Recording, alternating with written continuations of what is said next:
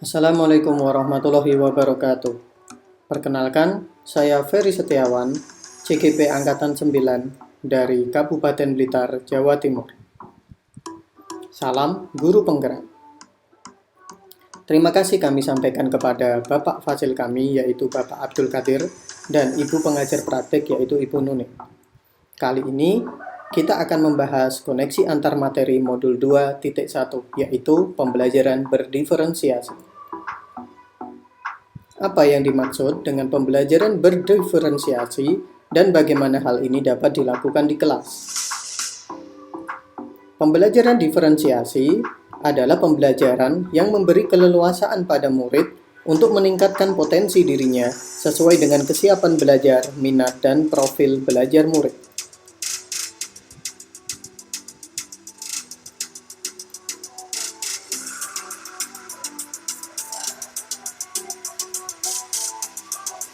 Ada 3 macam diferensiasi. Yang pertama adalah diferensiasi konten. Baik bisa dilakukan dari sisi pengetahuan ataupun keterampilannya. Kemudian diferensiasi proses, yaitu bisa berupa ragam, tahapan, dan alurnya.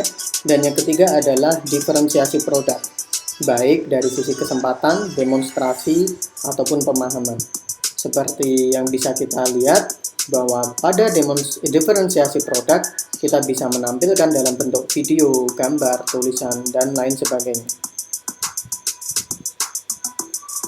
Bagaimana pembelajaran berdiferensiasi dapat memenuhi kebutuhan belajar murid dan membantu mencapai hasil belajar yang optimal? Yaitu dengan cara mengidentifikasi kebutuhan murid. Ada 3 hal. Yang pertama, dari sisi kesiapan belajar murid. Kita harus mengetahui apakah murid termasuk yang berpikir cepat ataupun lambat, yang konkret atau abstrak, yang mandiri atau memerlukan bantuan. Yang kedua, kita bisa melihat minat murid dari keinginannya, hasrat, atau kemauan terhadap pembelajaran. Yang ketiga, kita bisa melihat dari profil belajar murid, baik dari gaya, kecerdasan, maupun latar belakang murid. Untuk melihat kesiapan belajar murid, kita bisa menggunakan The Equalizer dari Carroll and Tomlinson. Kita bisa melihat apakah bersifat mendasar atau bersifat transformatif, apakah konkret atau abstrak, apakah sederhana ataukah kompleks, terstruktur atau terbuka, tergantung atau bisa mandiri, yang lambat ataupun cepat.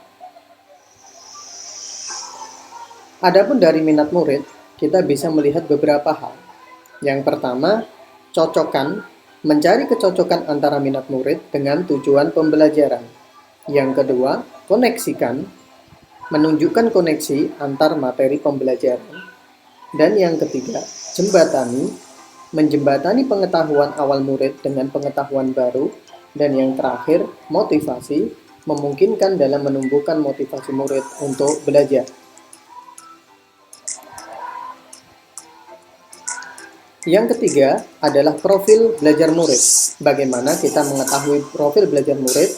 Yang pertama, dengan melihat lingkungan, baik dari sisi suhu, tingkat aktivitas, tingkat kebiasaan, dan jumlah cahaya.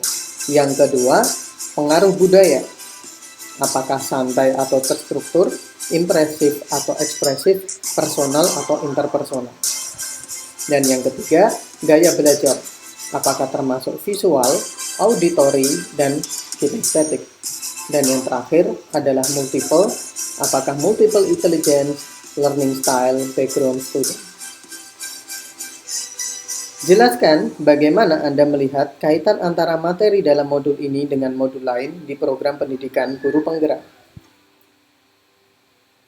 Berdasarkan filosofi Ki Hajar Dewantara, belajar merdeka itu berarti merdeka atas diri sendiri. Minat dan bakat murid itu harus merdeka untuk berkembang seluas mungkin. Konsep itu yang dibawa Ki Hajar Dewantara bagi bangsa ini dengan harapan tak digerus perkembangan zaman, serta menjadi cetak biru dalam membangun pendidikan bangsa Indonesia. Lalu, terkait dengan Ki Hajar Dewantara, nilai dan peran guru penggerak, bahwa Ki Hajar Dewantara mengemukakan semboyan ing ngarsa sung tulodo ing madya mangunkarsa tuturi handayani, bahwa tuturi handayani guru menghargai dan mendorong potensi yang dimiliki murid, maka guru harus bisa melihat keberagaman atau tingkat intelektual, bakat, potensi, minat, motivasi belajar, kemampuan sosial, emosional, gaya belajar, kebutuhan khusus, kecepatan belajar, latar belakang budaya, norma nilai, dan lingkungan murid yang dimiliki murid. Demikian pemaparan koneksi antar materi modul 2.1. Terima kasih. Salam guru penggerak, tergerak, bergerak, dan menggerakkan.